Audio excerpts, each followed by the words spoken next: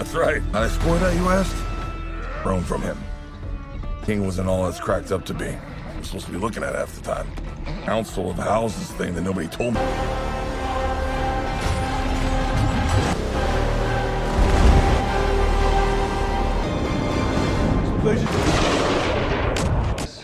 I did. Something's coming.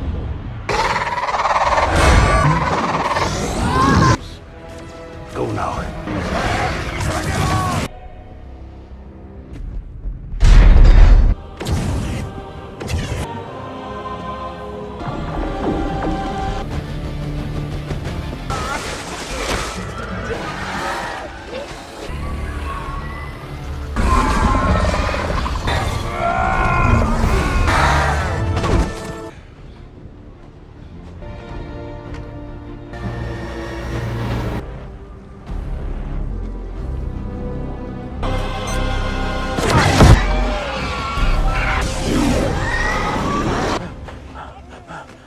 Day to grow us. We need to.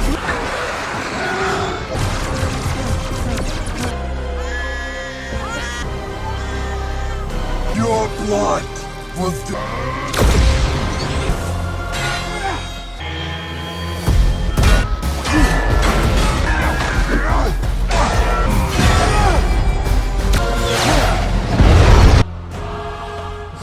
And he was.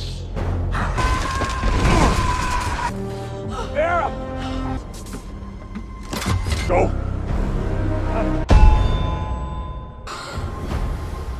My power will be yours.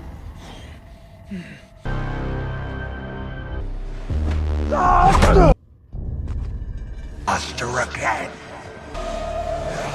Won't hate you more than the other one did. Either you kill your brother. The bite out.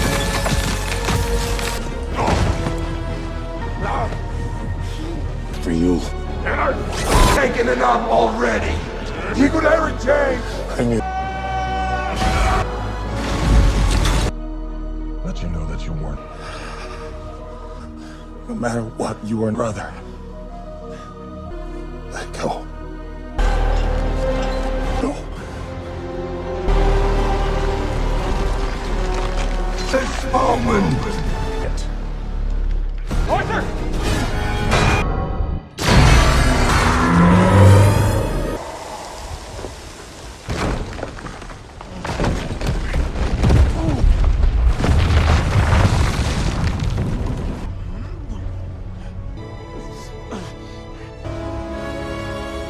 Broken.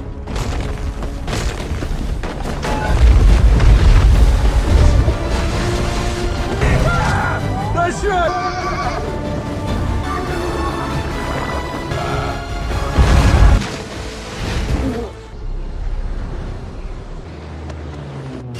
Cross-reference the coordinates from Dr. Every day I don't. Check again.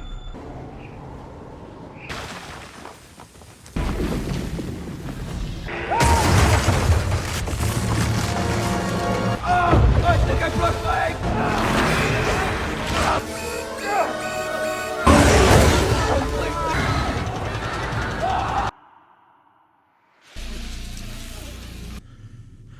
What the hell? It's definitely big enough to be an Atlantean. This was all probably... yeah, that's... The tracks lead down there.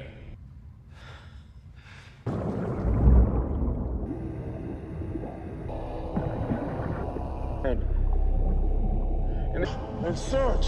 Yes, sir. This has to be a few thousand years old. Whoa.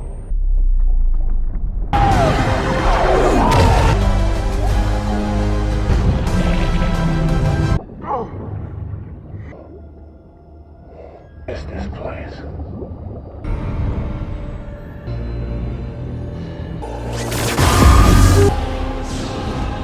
Man murdered your father. So you can kill that son! His home will. Whoa, whoa, whoa! Whoa, David!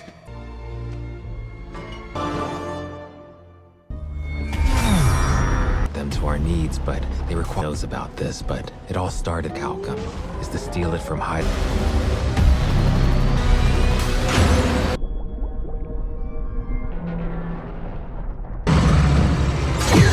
Okay, you have 15 minutes to get...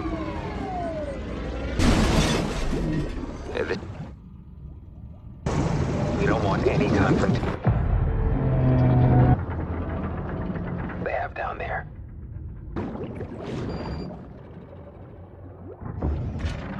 Commencing extract.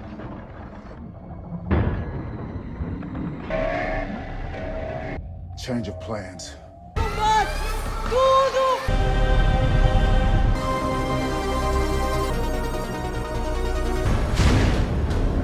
Illegal border crossing will be... Orb hydro cannon. Intrude! What are you waiting for?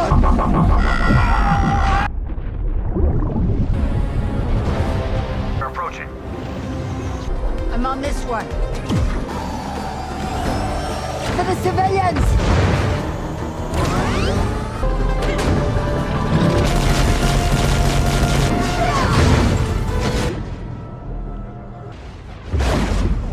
Maximum speed of 600 knots.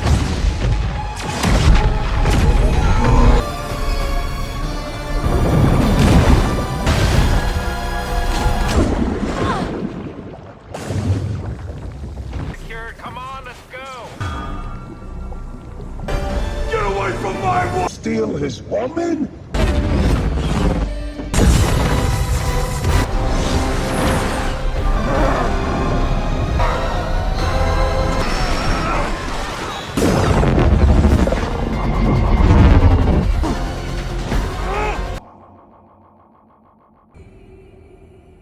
The throne is the heart.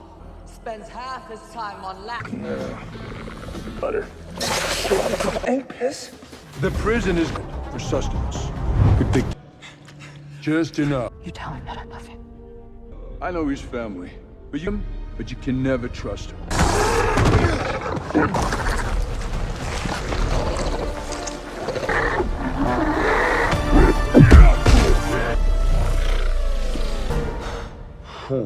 Mind? You're me out. There's a treaty.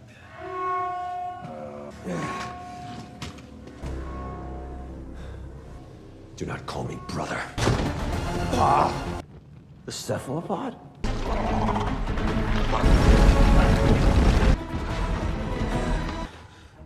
No, sorry.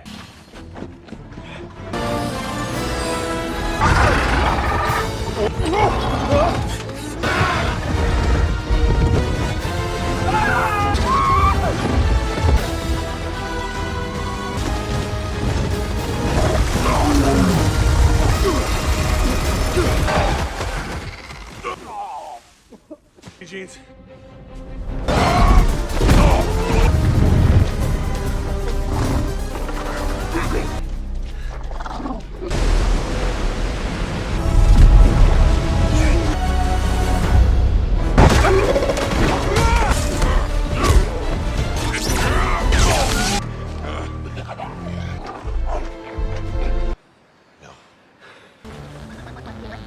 Go.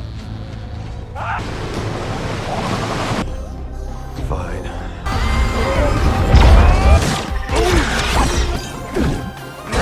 Back. I don't know where he is. It's been buried for years. Now don't come back. If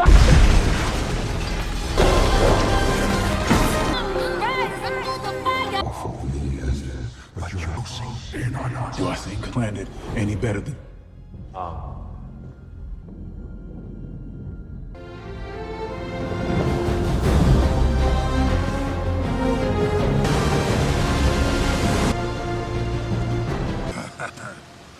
win. To Atlantis and give him our coordinates. The food is so much better up here. Pepperoni? Testing. Dude. Oh, yeah. Shrimp of the land.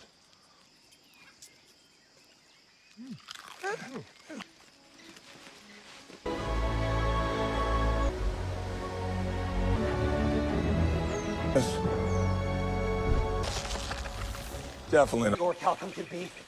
I bet it. Oh, Come on! Arms, use your legs, lift them up!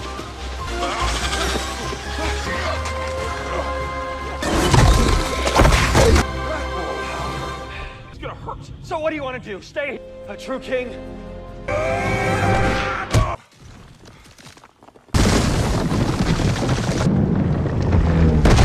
see? True King. Mom says she loves you. Stay strong.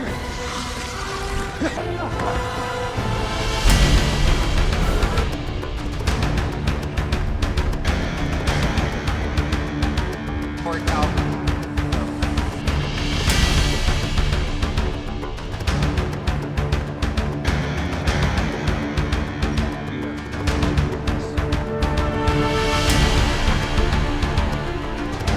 Better start talking. In return. When that happens.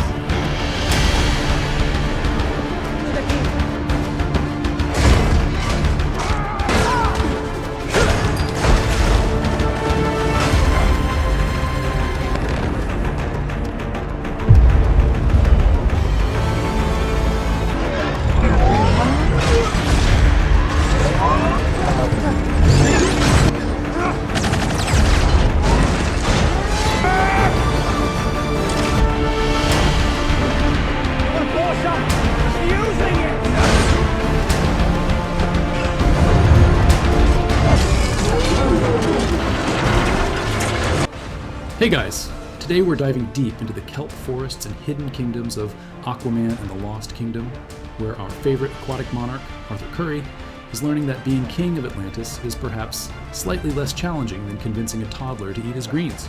We kick off with Arthur himself, hilariously struggling with domestic bliss, specifically a leaky faucet, because, you know, even the King of the Seven Seas can't escape home maintenance. He's navigating life as a new dad, grappling with his infant son, Arthur Jr., and trying to find some semblance of normalcy between saving the world and changing diapers. Before you head off, if you're enjoying the kind of content I make, please consider liking and subscribing. No pressure, but it truly helps me keep the action coming.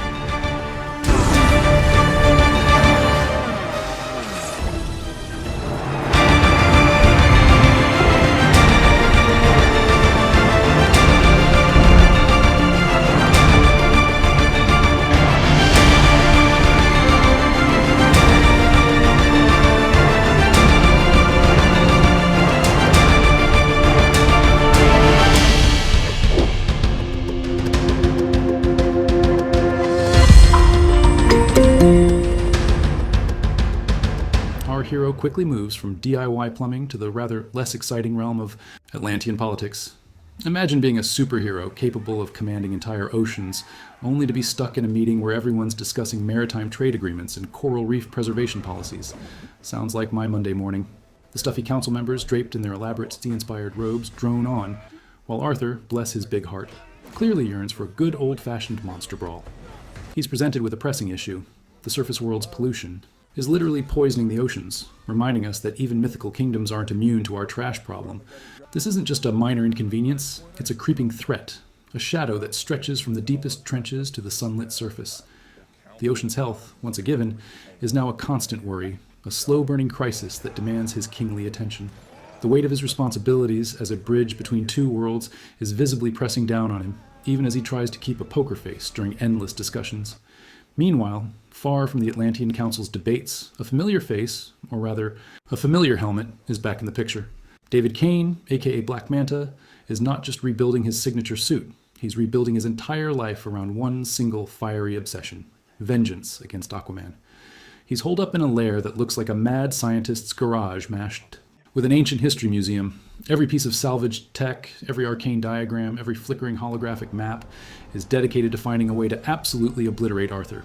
He's not just powered by hate, he's driven by a burning desire to avenge his father's death, making him a villain with a tragic, if twisted, motivation. The crackle of electricity as he welds a new piece onto his suit, the whispered incantations. As he deciphers ancient scripts, it all paints a picture of a man utterly consumed.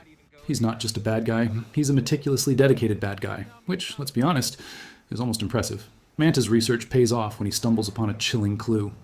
He's scrutinizing some seriously ancient Atlantean artifacts, the kind that probably need a do not touch sign in multiple dead languages.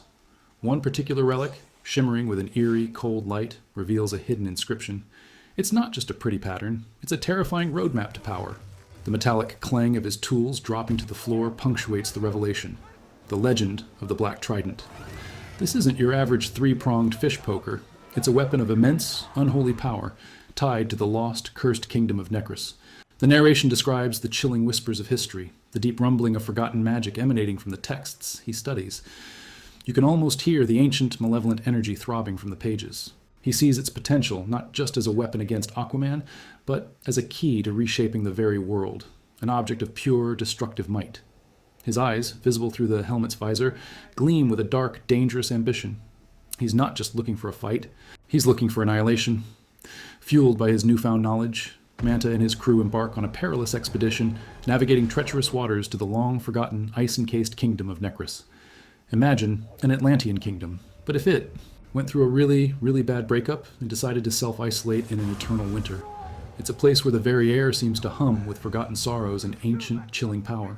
The crunch of ice under their boots and the haunting echo of their voices off the colossal, frozen architecture emphasize the utter desolation.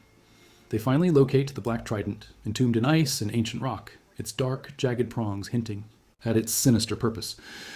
As Manta pulls it free, a guttural, almost seismic tremor vibrates through the ruined city. The air crackles with dark energy, a sickly green light pulsing from the weapon as he grasps it. A shiver, not of cold, but of raw, untamed power, seems to ripple through the very fabric of the ocean. This isn't just a fancy stick. It's a cosmic bad omen, a harbinger of doom, ready to unleash chaos. Now armed with the Black Trident, Manta wastes no time putting his new, terrifying toy to use. He doesn't start small. Oh no. He goes straight for a massive, multi-tentacled drilling machine, the kind that looks like it belongs in a sci-fi horror movie.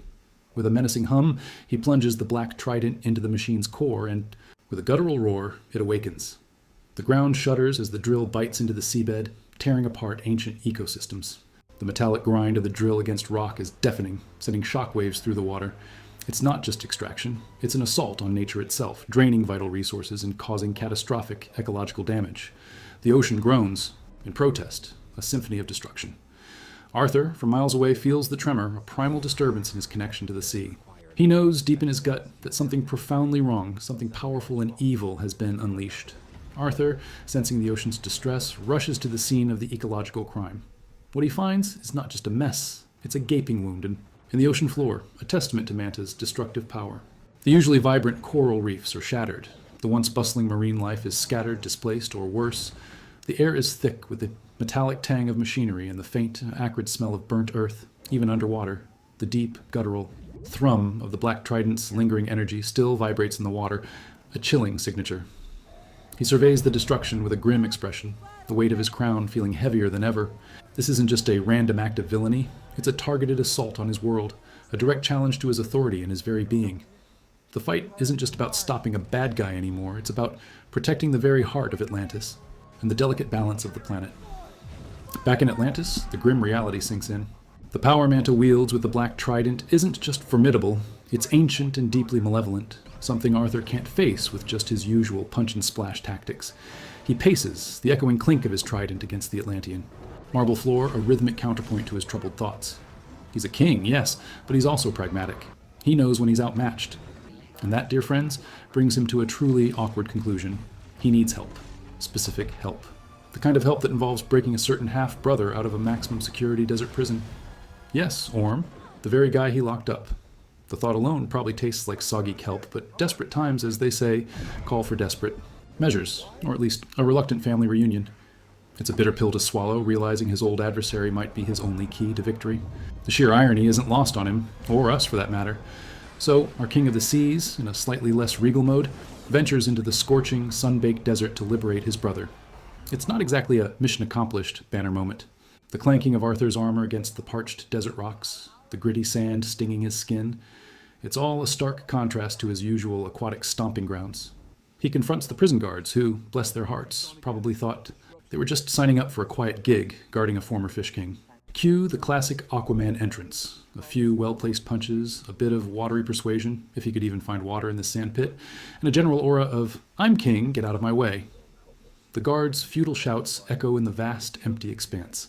The metallic scrape of a heavy door being wrenched open reveals Orm, looking appropriately grizzled and annoyed in his stark, isolated cell. It's not exactly a heartwarming family reunion, more like an extremely tense hostage negotiation with extra sibling rivalry. Out of his sandy confinement, Orm isn't exactly thrilled to see his liberator, let alone join forces with him. The air crackles with unspoken animosity, a palpable tension between the two brothers, almost thick enough to cut with a dull butter knife. Orm, looking more like a desert nomad than a former king, initially refuses, spewing a few choice Atlantean insults and reminding Arthur of their less than chummy past. The rustle of their clothes in the desert wind highlights the awkward silence. Arthur, however, lays out the cold, hard facts. Black Manta, the Black Trident, world-ending power, the usual Tuesday. The sheer scale of Manta's threat, and the ancient evil he wields finally penetrates Orm's hardened exterior. A grudging nod, a reluctant sigh, and just like that, the two warring brothers are reluctantly united, bound by a common existential threat. It's less Avengers Assemble, and more, fine, I'll help, but don't touch my stuff. Their first stop, a friendly family road trip destination, is the Trench. Not exactly the kind of place you'd bring your kids for a picnic. This terrifying, bioluminescent abyss is home to the most monstrous, nightmare-inducing creatures of the deep. The ominous creaking of their submersible against the immense water pressure and the low growls from the unseen horrors outside create a palpable sense of dread. The Trench, with its jagged rock formations and glowing, predatory flora, is a stark reminder of the ocean's untamed, ancient power. It's a place where evolution apparently went wild and decided more teeth was always the answer. Orm surprisingly seems a little less out of his element here, his knowledge of these dark corners proving invaluable. Arthur, ever the leader, navigates the sub through impossible passages, dodging razor-sharp teeth and luminescent tentacles. This journey is their first real test as a duo, proving that sometimes even sworn enemies can find common ground when facing something truly horrifying. Navigating the Trench's terrifying depths, they stumble upon an ancient Atlantean outpost, a relic from an era long before Atlantis was even a twinkle in some ancient king's eye. It's covered in moss and barnacles, probably smelling faintly of historical dampness. Here, they discover a forgotten archive, a vault of knowledge tucked away from the ravages of time and the even more ravaging effects of sibling squabbles. The dusty shelves and crumbling scrolls hold the key, a map, not just to any lost kingdom, but to one even more ancient, hidden away and brimming with forgotten magic. The faint crackle of energy from the map as Arthur touches it hints at its profound power. This kingdom, they deduce, holds the secrets of the Black Trident's origin and perhaps, more importantly, its weakness. The stakes are getting higher. Folks and our brothers are diving deeper into Atlantean lore than any History Channel documentary ever could. Just as they get a whiff of a new lead, Manta's forces, now beefed up with a fresh batch of stylishly evil mercenaries, attack. And these aren't just any henchmen, they're riding giant armored stingrays. Yes, you heard that right. It's like a medieval cavalry charge, but underwater, with more venom and less hay. The whoosh of the stingray's powerful wings cutting. Through the water, the metallic clatter of Atlantean weaponry against their scales. It's a symphony of chaos. Arthur and Orm, momentarily forgetting their differences, fight back to back, their tridents clashing against swords and energy, blasts. The stingrays are surprisingly agile, their massive forms weaving through coral canyons. This isn't just a skirmish. It's a high-octane aquatic chase, demonstrating Manta's ever-growing power and resources. He's not just a guy in a suit anymore. He's got an entire evil enterprise going, complete with a marine menagerie. And let's be honest, those stingrays look pretty cool, even if they're trying to impale our heroes. During a brief reprieve from getting stingray stomped, Orm, in a moment of unexpected brotherly collaboration, examines a newly found artifact. The cool, smooth feel of the ancient stone in his hand seems to awaken dormant knowledge. Unlike Arthur, who probably just sees a shiny rock, Orm understands the whispers of ancient magic. He deciphers cryptic carvings, revealing deeper insights into the Black Trident's dark origins and its connection to primordial, barely remembered Atlantean spells. His voice, usually laced with sarcasm, takes on a serious, almost reverent tone as he speaks of forgotten rituals and vengeful spirits. The soft hum of the artifact, as he turns it in his hands, seems to resonate with his words. He explains that the trident isn't just a weapon, it's a conduit for something far older and more dangerous, something that feeds on negative emotions and the very essence of life. Arthur, for once, listens intently, realizing the true gravity of what they're up against. Orm's a jerk, but he's a very knowledgeable jerk. Their quest leads them to another fabled location, the sunken citadel, a truly ancient lost kingdom, rumored to hold secrets as old as Atlantis itself. Imagine a city that time forgot, then the ocean forgot, then everyone else forgot, until it was just a crumbling, waterlogged memory. They navigate their way through treacherous currents, using a derelict barnacle-encrusted ship as their makeshift transport, its rusted hull groaning under the pressure. The deep, foreboding shadows and eerie, swirling mist that shroud the citadel give it an almost spectral appearance. The city's ancient architecture, though crumbling, still hints at its former glory, a testament to a civilization that predates Atlantean history as we know it. The cold, silent depths around them seem to hold their breath, sensing the profound history. It's less a destination and more a journey into the heart of an ancient mystery, where every stone tells a story of forgotten power and eventual downfall. As they cautiously make their way into the sunken citadel, the brothers are met not by welcoming committees, but by ancient Atlantean guardians. These aren't your typical security guards. They're colossal, moss-covered warrior statues that spring to life with a spine-chilling grind of stone against stone. The deep guttural thud of their stone fists hitting the ancient ground sends tremors through the water. These guys clearly take their job seriously, even after a few millennia. Arthur and Orm, forced into another impromptu battle, deftly dodge, swinging stone arms and deflect powerful blows with their tridents, the metallic clang echoing eerily. It's a fight against the very essence of ancient protection, a test of their combined might against defenders who literally have nothing to lose, having been dead for centuries. It's almost unfair. How do you fight something that can't feel pain and is already technically dust? They're a true testament to the kind of ancient world-building magic this kingdom contains. After a slightly too energetic welcome from the stone guards, they finally discover the Citadel's true treasure, a hidden archive. Imagine a library, but instead of dusty old paperbacks, it's filled with shimmering holographic scrolls, glowing Atlantean tablets, and murals that pulse with ancient stories. It's a treasure trove of world-building lore. Here they uncover the chilling truth about King Kordax, the legendary malevolent ruler of this lost kingdom, and the original wielder of the Black Trident, the deep, resonant hum of the ancient holographic. Projectors fills the chamber as vivid images of Kordax's tyrannical reign and his ultimate downfall flicker to life. They learn that the Black Trident isn't just a powerful weapon. It's a conduit for Kordax's consciousness, a literal piece of his soul. The cold dread that creeps up Arthur's spine is almost palpable. This isn't just a villain with a weapon, it's an ancient evil reawakening, something far more sinister than they initially imagined. Back with our antagonist, the Black Trident isn't just a power-up for Manta, it's a parasite. He's becoming increasingly gaunt, his eyes taking on a disturbing, almost feverish glow through his helmet. He's seen whispering to the Trident, as if it were a sentient entity, and chillingly, it seems to whisper back. The low, guttural murmur of Kordax's ancient spirit can almost be heard through the narration, a subtle, insidious voice burrowing into Manta's mind. The weapon isn't just empowering him, it's slowly but surely taking him over, bending his will to its own malevolent purpose. It's a classic Faustian bargain, except Manta probably didn't read the fine print about the ancient evil possessing Euclaws.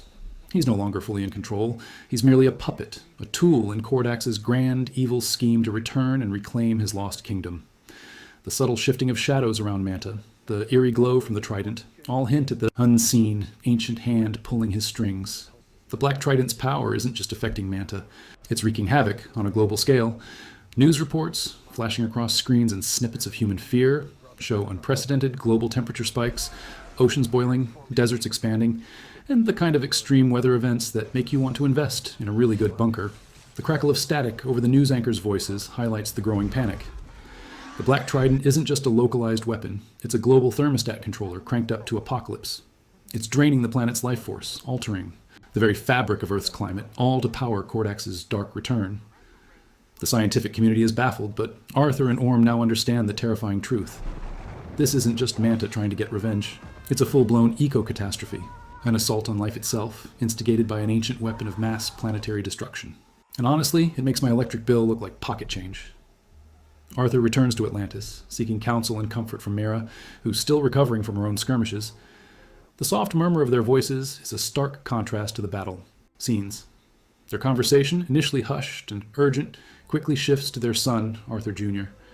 The innocent gurgles of their baby from a nearby room underscore the immense stakes. The metallic clang of a faraway Atlantean guard's spear reminds them that danger is never truly far. The safety of their child, their future, hangs heavy in the air. Mera, ever the strategist, helps Arthur piece together the ancient lore with current events confirming the terrifying reality of Kordax's impending return. She's not just his queen, she's his rock, his intellectual equal, helping him bear the immense burden of kingship and parenthood in a world on the brink. Her resolve strengthens his, reminding him what and who he's truly fighting for. As Kordax's power swells through the Black Trident, the ocean itself begins to rebel. Massive, violent storms rage on the surface, battering coastlines with titanic waves that crash with the force of 1,000 hammers. Underwater, the marine life, from the smallest shimmering fish to the colossal ancient leviathans, becomes erratic, aggressive, almost maddened by the planet's distress.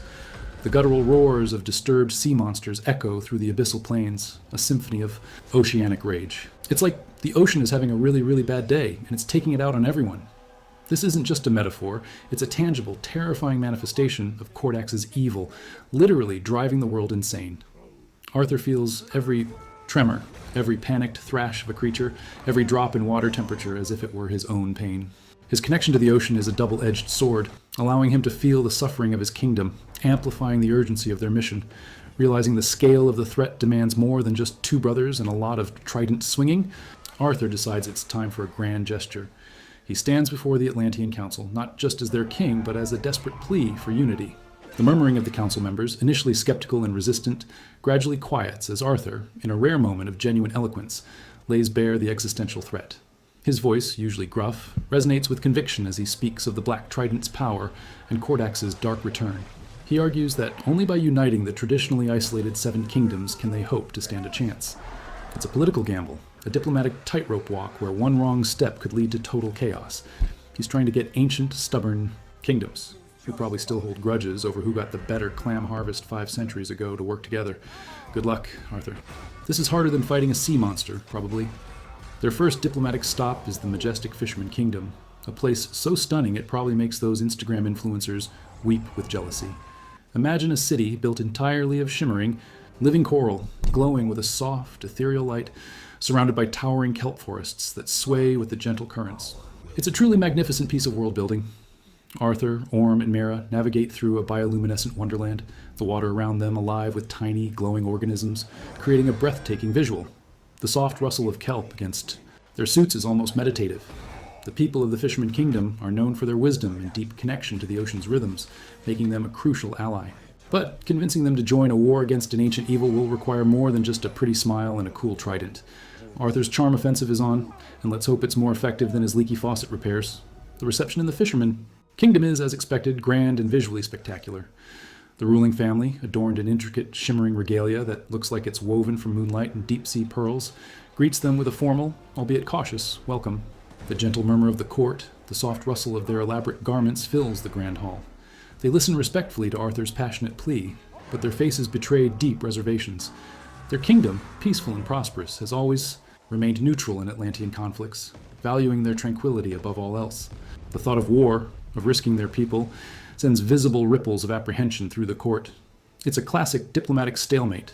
They understand the threat, but they're wary of the cost. Arthur needs to convince them that the cost of inaction is far greater, that Kordax's reach will extend even to their serene sanctuary. It's a reminder that even in a world of superpowers, politics and diplomacy can be the trickiest battles of all. Just as Arthur is trying to win over the Fisherman Kingdom with his charming tales of ancient evil, Manta decides to spice things up. He unleashes a truly devastating attack with the Black Trident, targeting Atlantean energy sources across various kingdoms.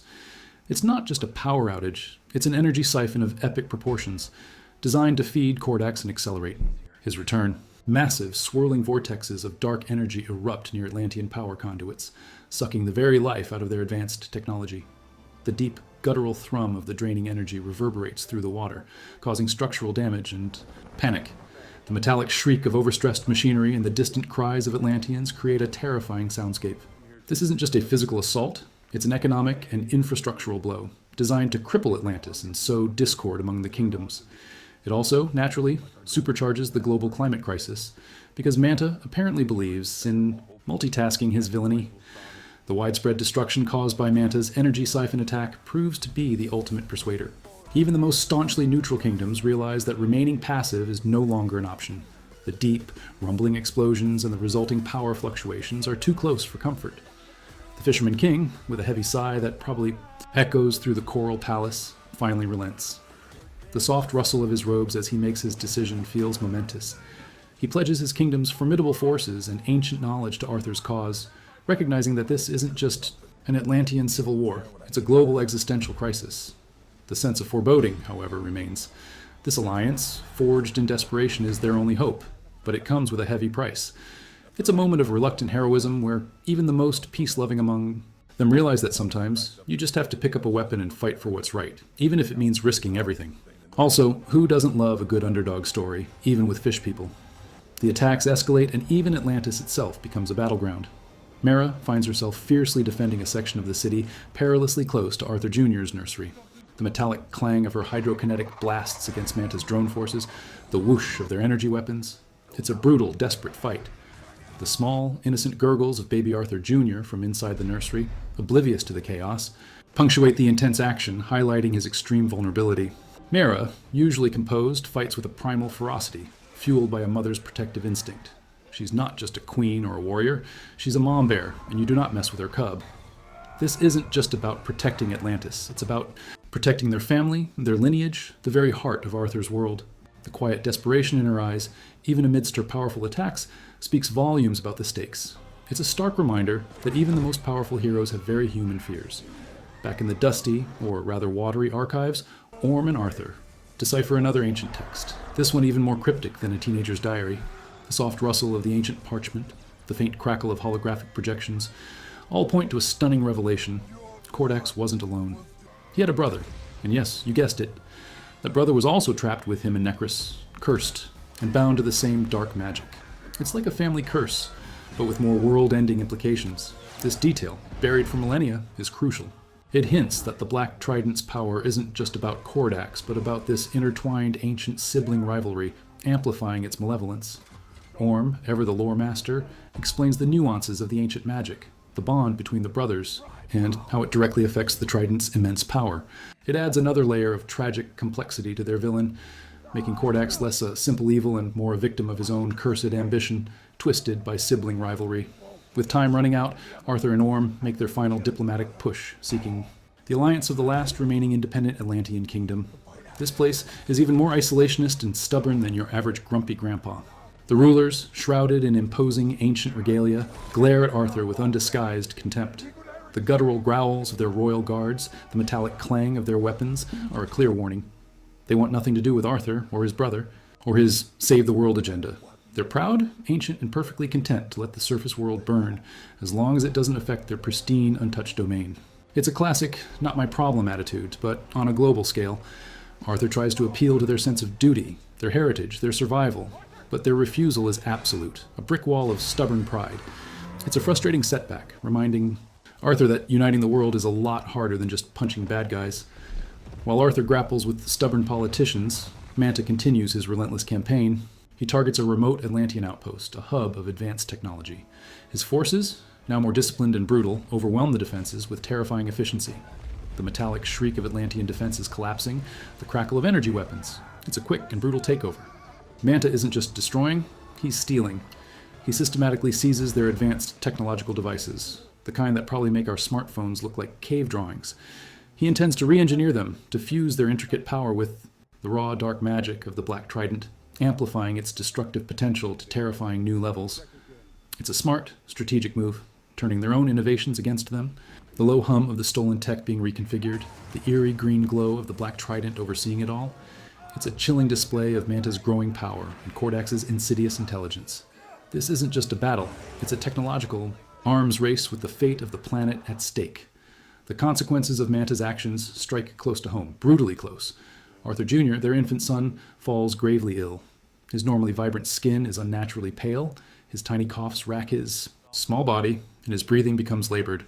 The soft, frantic murmurs of Arthur and Mira as they try to comfort him are heartbreaking.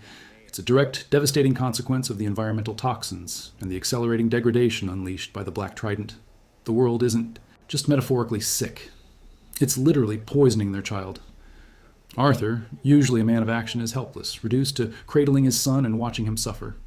It's a gut-wrenching moment, highlighting the personal stakes of this global conflict. This isn't just about saving Atlantis. It's about saving his family, his legacy, his future. The sound of his son's weak whimpers is more agonizing than any battle cry, fueling a raw, desperate rage in Arthur that even Orm recognizes as terrifying. Driven by the desperate urgency of his nephew's illness, Orm takes a risk, touching a cursed Atlantean artifact known for its prophetic, albeit dangerous visions. The metallic clang of his hand against the cold ancient stone sends a jolt through him. He's instantly plunged into a terrifying, vivid vision. The world spins, then solidifies into a chilling tableau. King Kordax, not as a whisper, but in his full, terrifying glory. His eyes burning with ancient malice, his body radiating a palpable aura of dark power, his voice a deep, guttural rumble that shakes Orm to his core. Orm sees Kordax unleash unimaginable devastation, bending the very fabric of reality to his will. The sheer scale of Kordax's power, a malevolence beyond anything Arthur has faced, is laid bare. Orm gasps, pulling his hand away, the cold sweat beating on his forehead. The vision leaves him shaken, a reluctant prophet of doom, now fully understanding the true, terrifying enemy they face. He knows now that Kordax is not just a legend, but a very real, very imminent threat. With Arthur Jr.'s life hanging in the balance and Orm's terrifying vision fresh in their minds, the last vestiges of sibling rivalry evaporate. Their faces are grim, their expressions hardened by a shared, desperate resolve. The casual banter, the sarcastic jabs, all gone. Now, only a profound sense of urgency and a burning desire for vengeance remain. The metallic clang of their tridents as they symbolically cross them in a rare moment of unity is a sound of absolute determination. They stand shoulder to shoulder, not just as brothers by blood, but as allies bound by an unthinkable threat.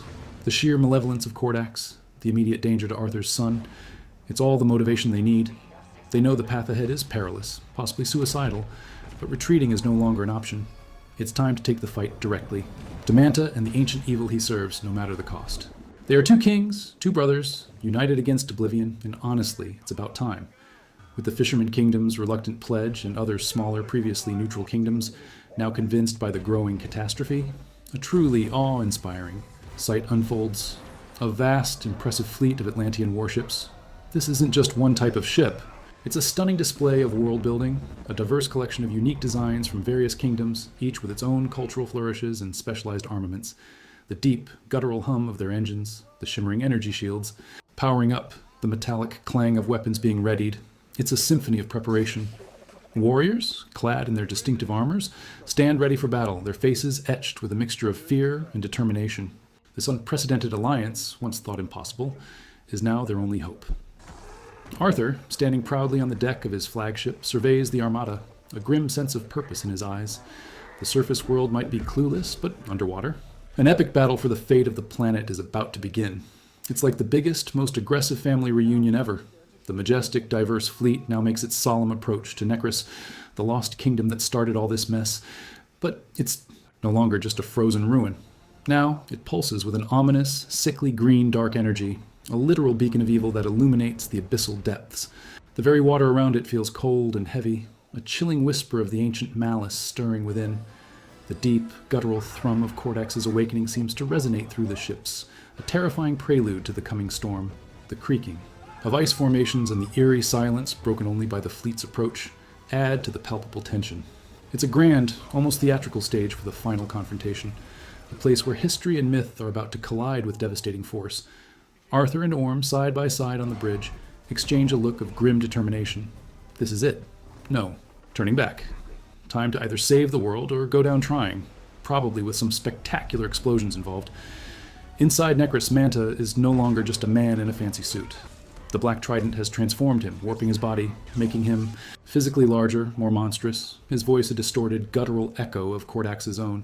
He's become a living extension of the ancient evil.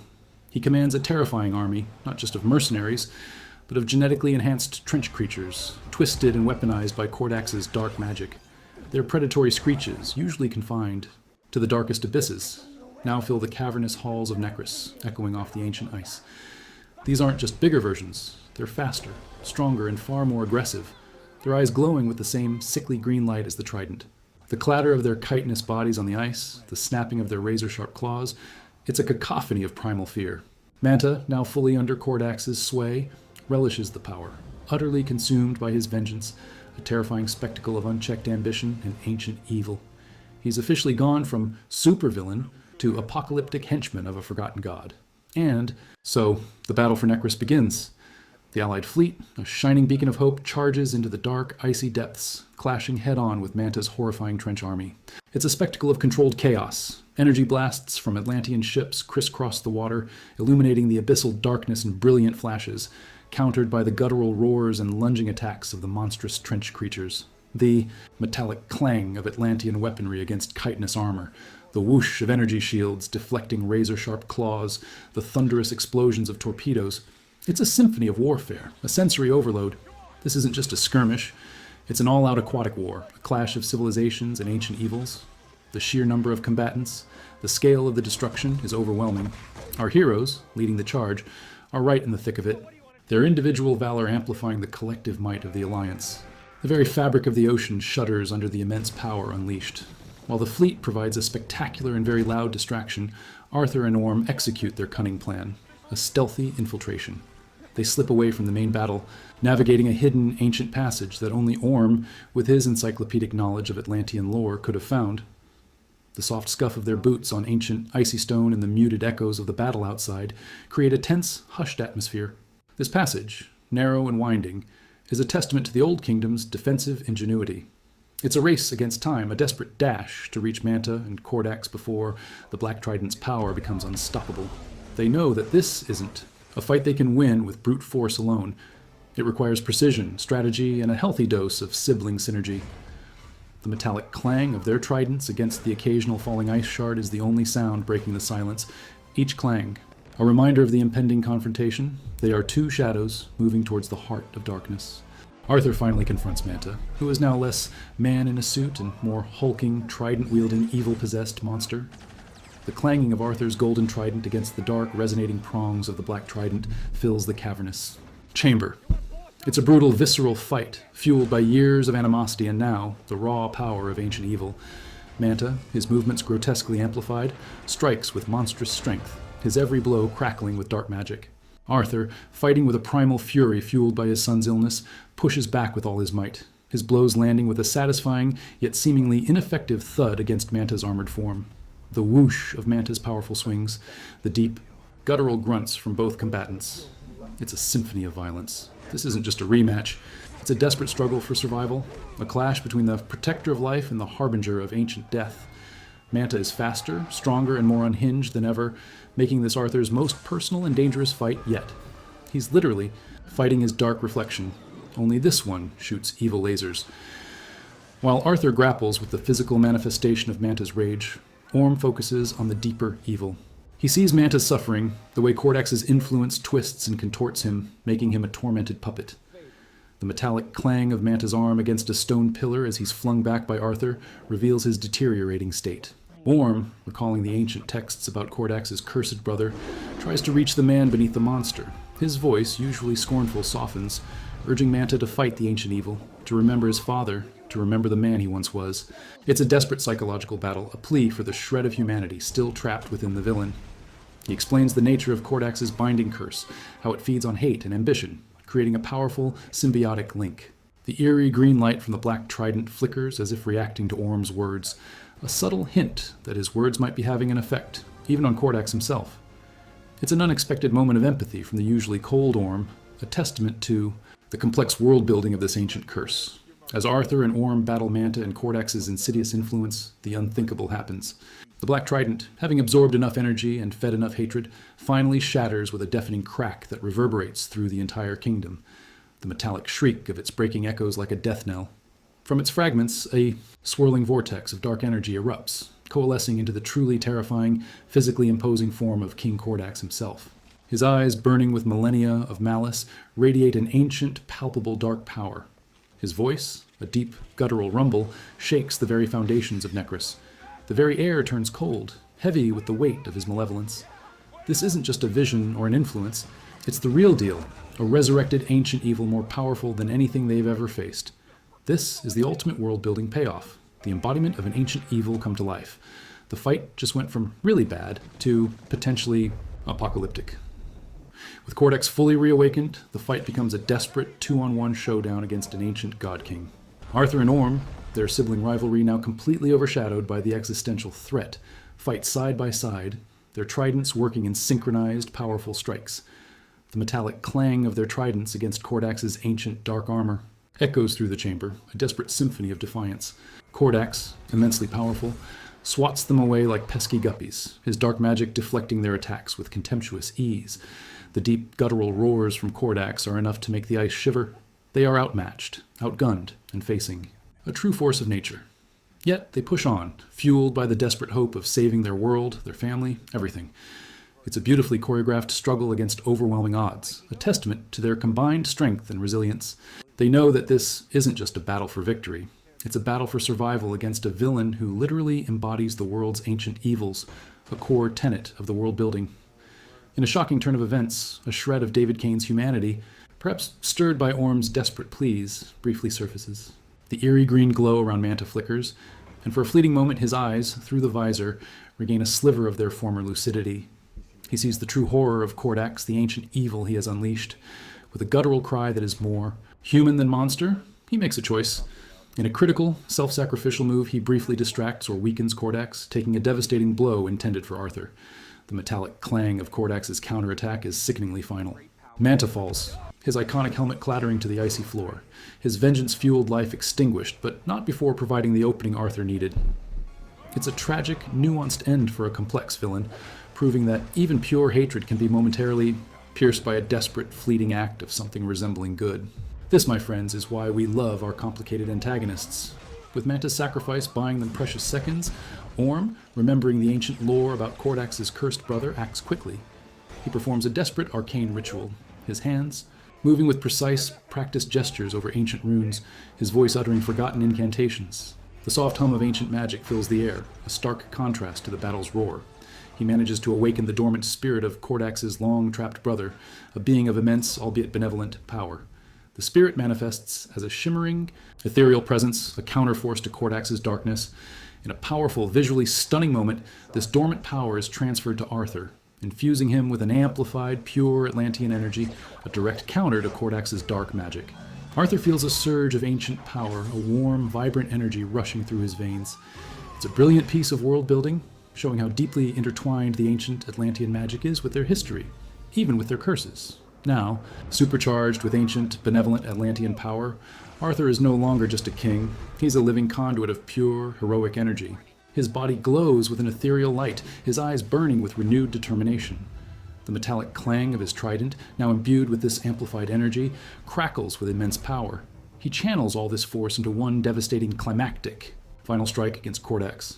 The ancient king, temporarily weakened by Manta's sacrifice and the emergence of his brother's spirit, is momentarily vulnerable. Arthur's roar of pure, focused power echoes through the chamber as he unleashes an attack that combines his physical might with this newly acquired magical energy. It's a truly awe-inspiring display, a burst of light and raw power that clashes dramatically with Kordax's oppressive darkness. This isn't just a punch, it's the culmination of an entire movie's worth of world-building, ancient lore, and a brother's desperate sacrifice, all channeled into one epic blow. You can almost hear the universe sigh in relief. Arthur's monumental strike finds its mark, and with a guttural shriek that seems to tear the very fabric of reality, Kordax is defeated. He doesn't explode in a burst of glory, but rather his malevolent form begins to unravel, his dark energy dissipating like smoke. His spirit, ancient and indomitable, doesn't die. Instead, it retreats, pulled back into an ancient, eternal slumber, trapped once more within the depths of Necris. The eerie green glow that permeated the Lost Kingdom fades, replaced by a soft, natural bioluminescence. The rumbling of the ice subsides, and the environment begins to stabilize, almost as if the ocean itself is breathing a sigh of relief. The immense pressure of his malevolent influence recedes, and the atmosphere lightens. Arthur and Orm, exhausted but triumphant, watch as the last vestiges of Kordax disappear. It's a victory, not of annihilation, but of containment, a testament to the enduring power of ancient magic and the fragile balance of the world. They essentially just put a deity in timeout, which is pretty impressive. With Kordax subdued, the ripple effects are immediate and profound. News reports from the surface, once filled with dire warnings of climate catastrophe, now show global temperatures returning to normal, the raging storms subsiding, and ecosystems beginning their slow, painful recovery. It's a quiet, scientific kind of victory, but no less significant. Back in Atlantis, the most important recovery takes place. Arthur Jr. is vibrant and healthy once more, his laughter echoing through the royal chambers, a stark contrast to his earlier suffering. The soft gurgle of his happy baby sounds is music to Arthur and Mara's ears. It's a powerful visual reminder of what they were fighting for, a testament to the resilience of life and the triumph over an existential threat. The world, both surface and underwater, begins to heal, slowly but surely, proof that even the most ancient evils can be contained and hope can blossom again. And my boy Arthur finally gets a break from changing diapers, probably. And what of our brooding, formerly incarcerated Orm? Well, with Kordax dealt with, he's no longer a prisoner, but he's also not quite ready for a King of the Year award. Instead, he finds a new, unexpected purpose. He's seen working alongside Atlantean scientists and engineers, using his vast knowledge of ancient lore and advanced technology to help repair the extensive damage caused by Manta's attacks. The soft hum of Atlantean repair drones, the metallic clang of tools against damaged structures, he's actively participating. In the rebuilding process, he's still got that grumpy older brother vibe, but there's a new sense of responsibility in his demeanor. It's a quiet redemption, a path to finding his place within Atlantis, not as a rival king, but as a valued, if still slightly sarcastic, contributor. It's a nuanced piece of world building, showing that even villains can find a path to good, or at least productive community service. Arthur and Mera stand together overlooking a section of Atlantis that is slowly but surely regaining its vibrancy. The soft, gentle currents carry blooming coral, and schools of fish return to their homes. The devastation is still visible, but life is already returning, a testament to the ocean's resilience. Their discussion is quieter now, tinged with reflection on the immense cost of their victory. They speak of the delicate balance between the surface world and the underwater kingdoms, the constant need for vigilance, and the enduring responsibility of the crown. The soft lapping of the water against the ancient structures is a soothing backdrop to their conversation. It's a moment of calm before the inevitable next storm, a pause to appreciate the fragile peace they've earned. Arthur, usually boisterous, is contemplative, realizing that his role as king is less about fighting and more about protecting, nurturing, and constantly working towards a better future for both his worlds. He's not just a hero, he's a steward, a guardian of a complex and beautiful world. The film closes on a powerful, hopeful image. Arthur, Mera, a visibly changed and now reformed Orm, and a healthy, giggling Arthur Jr. standing together. They gaze out at a truly united, vibrant Atlantis, a kingdom that has faced its greatest challenge and emerged stronger, more connected. The shimmering, colorful light of the revitalized coral, the bustling life of the city, the majestic ships. It's a vision of peace and cooperation, a new era for the Seven Kingdoms. The gentle whisper of the ocean currents against the city seems to hum a lullaby of hope. It's a testament to Arthur's journey, from reluctant hero to unifying king, and to Orm's surprising path to redemption. This isn't just an ending, it's a beginning, a promise of a future where surface and sea might finally coexist in harmony, where ancient evils are kept at bay, and where the family business of saving the world continues, one trident swing at a time. It leaves you with a sense of wonder at the vastness of this world and the endless possibilities it holds, a truly satisfying world-building conclusion. This movie reminds us that even when ancient evils rise, and the planet itself seems to turn against us, there's always hope and unity. It's about finding strength in unexpected places, especially within family, even the really annoying family members. So, whether you're ruling a kingdom or just trying to get through your Monday, remember that courage, a bit of help from your frenemies, and a whole lot of heart can help you overcome any challenge, big or small. Keep making waves, everyone. Again! I see it that way, though. Just lay low for a while. Brother. Wrong thing is much easier. I know it may not feel like you know it.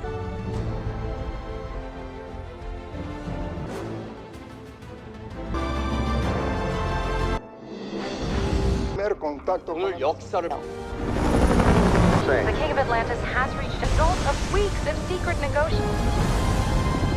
I'm here today as a representative of, and I stand here as proof to finally bring harmony with your knowledge of the. Sometimes it's going to seem like our goals and aspirations. A moment to create a better, more hopeful. I'm the rightful sovereign. I'm the king of.